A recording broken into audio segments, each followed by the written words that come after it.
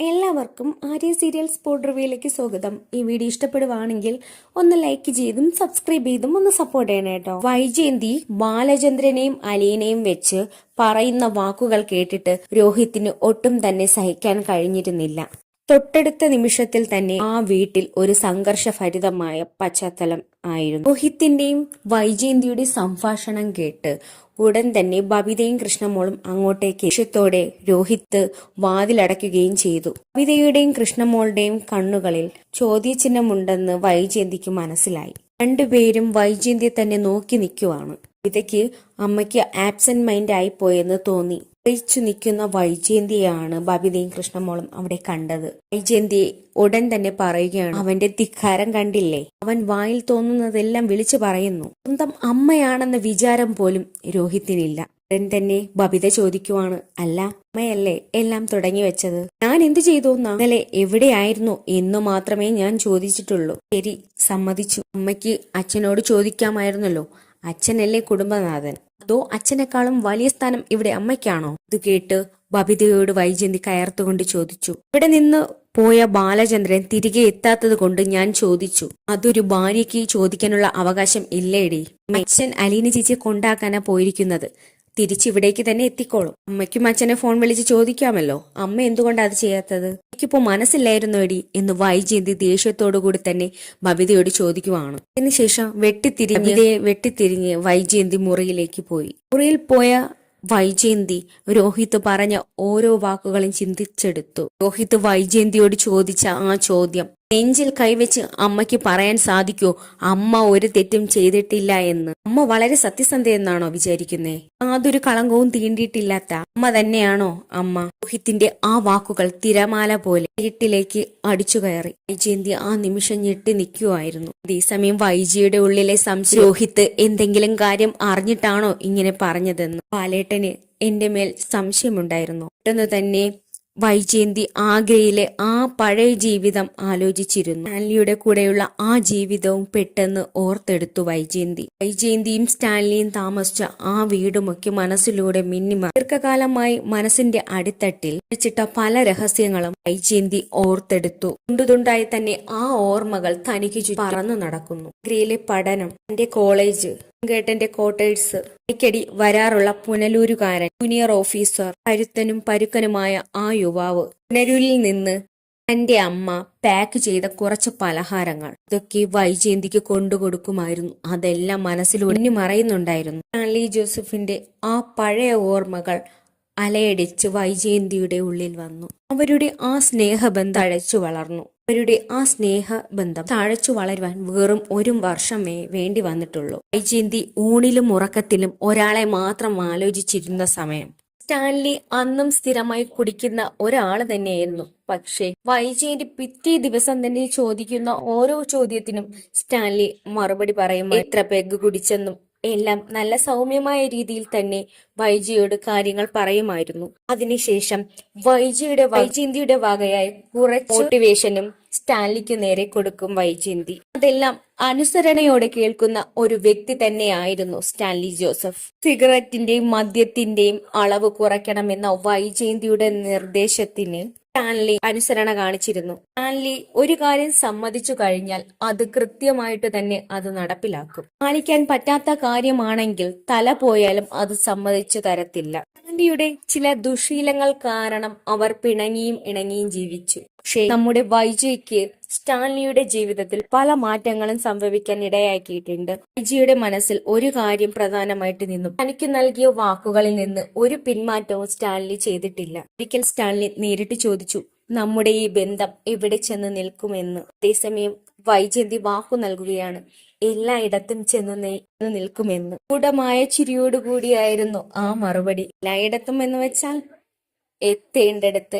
ഒഴിവു ദിവസങ്ങളിലെല്ലാം സ്റ്റാൻലിയോടൊപ്പം വൈജയന്തി സമയം ചെലവഴിക്കുമായിരുന്നു. ഓരോ സ്ഥലങ്ങളിൽ ചുറ്റിക്കറങ്ങുമായിരുന്നു. ഇതിൽ കൂടുതൽ സന്തോഷം ഒന്നും തന്നെ വൈജയന്തിക്ക് ഉണ്ടായിരുന്നില്ല. അതിനിടയ്ക്ക് സ്റ്റാൻലി ഒരു വാടക വീട് കണ്ടെത്തി. ചെറിയ വീടാണെങ്കിലും വേണ്ടത്ര സൗകര്യങ്ങൾ എല്ലാം തന്നെ അവിടെയുണ്ട്. പക്ഷേ സ്റ്റാൻലിക്ക് കൂടെ കൂടെ വന്ന് താമസിക്കാൻ കഴിയില്ല. വൈജയന്തിക്ക് കൂട്ടിന് ഒരു ആയയെ കൂടെ നമ്മുടെ സ്റ്റാൻലി ഏർപ്പാടാക്കി. വീട്ടുവളപ്പിൽ തന്നെയാണ് ഹൗസ് ഓണറും കുടുംബവും താമസിക്കുന്നത്. സ്റ്റാൻലി ക്വാർട്ടേഴ്സിലാണ് താമസം. നിയമപരമായി തന്നെ വിവാഹം കഴിച്ചാൽ മാത്രമേ നമ്മുടെ വൈജയെ കൂടെ സ്റ്റാൻലിക്ക് താമസിക്കാൻ കഴിയത്തുള്ളൂ. വൈജയന്തി ഉറങ്ങാൻ സമയത്ത് സ്റ്റാൻലിയുടെ ഷർട്ടാണ് ധരിച്ചു കിടന്നുറങ്ങിയത്. കാരണം സ്റ്റാൻലിയുടെ സിഗരറ്റിന്റെ ഗന്ധവും വിയർപ്പിന്റെ ഗന്ധവും എല്ലാം ആ ഷർട്ടിലുണ്ട്. വൈജയന്തിയും സ്റ്റാൻലിയും ബന്ധപ്പെട്ട ആ നിമിഷങ്ങളെല്ലാം ഓർത്തെടുത്ത് വൈജ പകൽവേളകളിൽ സ്റ്റാൻലി വരും. ദിവസങ്ങളിൽ സന്ധ്യാനേരം വരെ തന്നോടൊപ്പം ഇരിക്കും. തന്നെ പുനലൂരിലുള്ള വീട്ടിൽ കൂട്ടിക്കൊണ്ടുപോയി ഇടവക പള്ളിയിൽ വെച്ചു താലി കെട്ടി കൊണ്ടുപോകണം എന്നാണ് സ്റ്റാൻലിയുടെ ആഗ്രഹം. ഒരു കുഞ്ഞ് വൈജയുടെ ഉദരത്തിൽ ജനിക്കാൻ പോകുന്നു. ആ കുഞ്ഞിന് സമൂഹത്തിൽ ഒരു പരിഗണന വേണം. കുറേയേറെ സമ്മർദ്ദം ചെലുത്തിയിട്ടാണെങ്കിലും വൈജയുമായിട്ടുള്ള വിവാഹം സാധിക്കും എന്ന വിശ്വാസത്തിലാണ് സ്റ്റാൻലി കഴിഞ്ഞിരുന്നത്. തന്റെ വൈജയുടെ ഉദരം കാണെ കാണെ വലിപ്പം വെച്ച് തുടങ്ങിയിരിക്കുന്നു. സ്റ്റാൻലി ഏർപ്പാടാക്കിയ ആ ആയ വൈജയോടും സ്റ്റാൻലിയോടും പറയുമായിരുന്നു, വൈജയുടെ വയറ്റിലെ കുഞ്ഞ് എന്തായിരുന്നാലും കാണും, അതുകൊണ്ടാണ് വയറിനിപ്പോ വലിപ്പം വെച്ച് തുടങ്ങിയിരിക്കുന്നത്. ഇതേപ്പറ്റി സ്റ്റാൻലിയോട് പറഞ്ഞ സമയത്ത് സ്റ്റാൻലി വിചാരിച്ചത് അവളുടെ പ്രവചനം ശരിയായിരിക്കട്ടെ എന്നായിരുന്നു. സ്റ്റാൻലിക്ക് ഒരു ആൺകുഞ്ഞ് തന്നെ വേണമെന്നായിരുന്നു ആഗ്രഹം. പോലെ തന്നെ നല്ല ഗൗരവത്തോടു കൂടിയുള്ള ഒരു ആൺകുട്ടി. അവൻ ധീരനും കരുത്തനും ആയിരിക്കണം.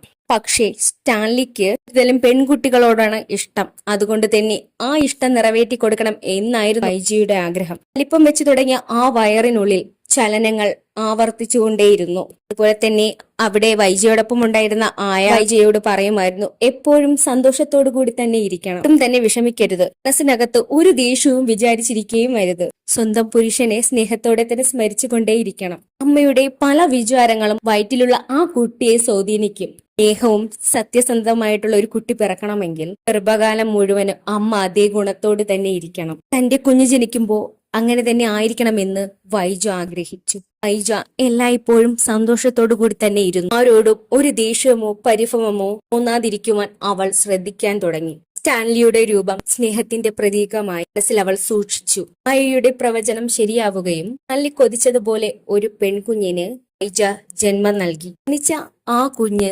ക്ഷമയുള്ളവളും ശീലമുള്ളവളും എല്ലാവരോടും സ്നേഹം തോന്നുന്ന തരത്തിലുമുള്ള ഒരു കുഞ്ഞായിരിക്കണമെന്ന് വൈജയ്ക്ക് ആഗ്രഹം തുടങ്ങി. സ്റ്റാൻലിക്ക് ആ കുഞ്ഞിന്റെ മുഖത്തിൽ വരുന്ന സന്തോഷം മാത്രം കണ്ടാൽ മതി എന്ന് വൈജ ആഗ്രഹിച്ചു. അങ്ങനെ കുഞ്ഞിനെ പറ്റിയുള്ള പല ആഗ്രഹങ്ങളും വൈജയുടെ മനസ്സിൽ നിറഞ്ഞു നിന്നു. പക്ഷേ ഇതെല്ലാം വൈജ കണ്ട ഒരു സ്വപ്നം തന്നെയായിരുന്നു. കുഞ്ഞ് ജനിച്ചതും ആ കുഞ്ഞിന്റെ മുഖവും കണ്ടതും എല്ലാം വൈജ ഒരു സ്വപ്നമായി തന്നെ അറിയിച്ചു. ആ സ്വപ്നം കഴിഞ്ഞ ശേഷം അവൾ യാഥാർത്ഥ്യത്തിലേക്ക് തിരിച്ചു വന്ന വൈജ അപ്പോഴാണ് മനസ്സിലാക്കിയത് ഇതൊരു സ്വപ്നമായിരുന്നു എന്ന്. പക്ഷേ അവൾ ഇതാണ് സത്യമായിട്ടും ആഗ്രഹിക്കുന്ന കാര്യം. അങ്ങനെയുമായിട്ടുള്ള കുറച്ച് ഓർമ്മകളെല്ലാം സ്വപ്നത്തിലൂടെ അവൾ കണ്ടു കഴിഞ്ഞ ശേഷം അവൾ സന്തോഷത്തോടെ പുഞ്ചിരിച്ചു.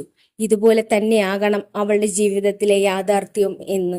പക്ഷേ അതിനിടയിൽ തന്നെ ആരോ വന്ന് വാതിൽ മുട്ടുന്ന സൗണ്ട് കേട്ടു. പക്ഷേ വൈജ വിചാരിച്ചത് അവളുടെ പ്രിയതമൻ സ്റ്റാൻലി ആയിരുന്നു എന്ന്. അവൾ വാതിൽ തുറന്നപ്പോൾ കാഴ്ച കണ്ട് ഞെട്ടി നിൽക്കുവാണ്. അവളുടെ ഗംഗേട്ടനും ശിവേട്ടനും കൺമുൻപിൽ നിൽക്കുന്നത് കണ്ട് വൈജ ചലിക്കാതെ തന്നെ നിന്നു. ജയന്തി അതേസമയം തന്നെ അവളുടെ വർത്തമാന കാലത്തിലേക്ക് കഴിഞ്ഞു. അമ്മേ അമ്മേ എന്ന വിളി വൈജയുടെ കാതിൽ മുഴങ്ങി. ആ സമയത്ത് അത് തന്റെ ബബിതയും കൃഷ്ണമോളുമായിരുന്നു. അന്ന് തന്നെ വാതിലിന്റെ അടുത്തേക്ക് ചെന്നു. ഇതിൽ തുറന്നു നോക്കിയപ്പോ ആശങ്കയോടെ തന്നെ ബബിതയും കൃഷ്ണയും. അമ്മ എന്തിനാ വാതിലടച്ചിട്ടിരിക്കുന്നത്? അതേസമയം വൈജന്തി ദേഷ്യത്തോടുകൂടി തന്നെ ചോദിച്ചു, ഞാനാ അടച്ചിട്ടാ, അതിന് നിനക്കെന്താടി എന്ന്. ഇതാണ് തർക്കുത്തരം. ഇത് കേട്ടല്ലേ അമ്മേ ഞാനും പഠിക്കുന്നത്. അതേസമയം വൈജ ദേഷ്യത്തോട് തന്നെ ചോദിച്ചു, നിനക്കിപ്പോ എന്ത് വേണമെടി? ഇതമ്മേ വീട്ടിൽ ലൈറ്റുമില്ല, ചായയും ഇട്ടിട്ടില്ല, സന്ധ്യാനേരം കഴിഞ്ഞിരിക്കുന്നു, അമ്മക്ക് ഇത്രയും ബോധമില്ലേ എന്ന് ചോദിച്ചപ്പോ വൈജ പെട്ടെന്ന് ആണ് ചിന്തിച്ചു നോക്കിയത്, അയ്യോ സമയം ഇത്ര ഏറെ ആയല്ലോ എന്ന്. അതേസമയം വൈജയന്തി ഒന്ന് ആലോചിച്ച് എന്റെ മനസ്സ് ഇതുവരെ എവിടെയായിരുന്നു എന്ന്. വൈജയന്തി നോക്കുമ്പോ ബാലചന്ദ്രൻ എത്തിയിട്ടുമില്ല. വൈജയും ബബിതയും കിടന്നു കഴിഞ്ഞു. രോഹിത്തിന്റെ മുറിയിൽ വെളിച്ചമുണ്ടോ എന്ന് അറിയാൻ മുകളിൽ ചെന്ന് നോക്കിയേ അറിയത്തുള്ളൂ. രോഹിത് പറഞ്ഞ ആ 2 വാചകങ്ങൾ തന്റെ മനസ്സിൽ ഇപ്പോഴും മുഴങ്ങുന്നുണ്ടായിരുന്നു. കല്യാണത്തിന് മുൻപ് അമ്മയ്ക്കൊരു രഹസ്യബന്ധമുണ്ടോ എന്നും അമ്മയെ അത്ര തന്നെ വിശ്വാസമില്ലെന്നും ഉള്ള രോഹിത്തിന്റെ ആ വാചകങ്ങൾ മനസ്സിൽ തറഞ്ഞു കിടക്കുന്നു. എന്തുകൊണ്ടാണ് അവൻ അങ്ങനെയൊക്കെ സംസാരിച്ചത്? അമ്മ കളങ്കമില്ലാത്തവളാണോ എന്ന് രോഹിത് തന്റെ മുഖത്ത് നോക്കി ചോദിച്ചപ്പോൾ വിജയുടെ മനസ്സിൽ രോഹിത്തിനോട് കൂടുതൽ സംശയം തോന്നി തുടങ്ങി. അവൻ എല്ലാ സത്യങ്ങളും അറിഞ്ഞിട്ടായിരിക്കുമോ എന്നോട് ഈ ചോദ്യം ചോദിച്ചതെന്ന്. എന്റെ ഭൂതകാലത്തെ പറ്റി എന്തെങ്കിലും സൂചന അവന് ലഭിച്ചിട്ടുണ്ടോ? ബാലേട്ടൻ എന്തെങ്കിലും മനസ്സിലാക്കിയിട്ടുണ്ടായിരിക്കുമോ? വൈജയന്തി ശബ്ദമൊന്നും ഉണ്ടാക്കാതെ തന്നെ കോണിപ്പടി കയറി മുകളിലേക്ക് പോയി. രോഹിത്തിന്റെ വാതിൽ പതിയെ തട്ടി വിളിച്ചു. രോഹിത്ത് കിടന്നുവെങ്കിലും അവൻ ഉറങ്ങിയിട്ടില്ല. ലൈറ്റ് ഇട്ട ശേഷം വാതിൽ തുറന്നു. വൈജയന്തി അകത്തേക്ക് കടന്നു. കൂടെ വാതിൽ ചേർത്തടയ്ക്കുകയും ചെയ്തു. നീ എന്നോട് ചോദിച്ച ആ ചോദ്യം മനസ്സിലെന്തെങ്കിലും വെച്ചിട്ടാണോ രോഹിത്തെ എന്നോട് ചോദിച്ചതെന്ന് വൈജയുടെ ചോദ്യത്തിനു മുന്നിൽ രോഹിത് വൈജ ചോദിച്ച ആ ചോദ്യം കേട്ട് രോഹിത് ഒന്നും മിണ്ടാതെ നിൽക്കുവാണ്. ഇത്രയൊക്കെ കാണിച്ചുകൊണ്ടാണ് ഈ എപ്പിസോഡ് കഴിയുന്നത്. ഈ വീഡിയോ ഇഷ്ടപ്പെടുവാണെങ്കിൽ ഒന്ന് ലൈക്ക് ചെയ്തും സബ്സ്ക്രൈബ് ചെയ്തും ഒന്ന് സപ്പോർട്ട് ചെയ്യണം കേട്ടോ.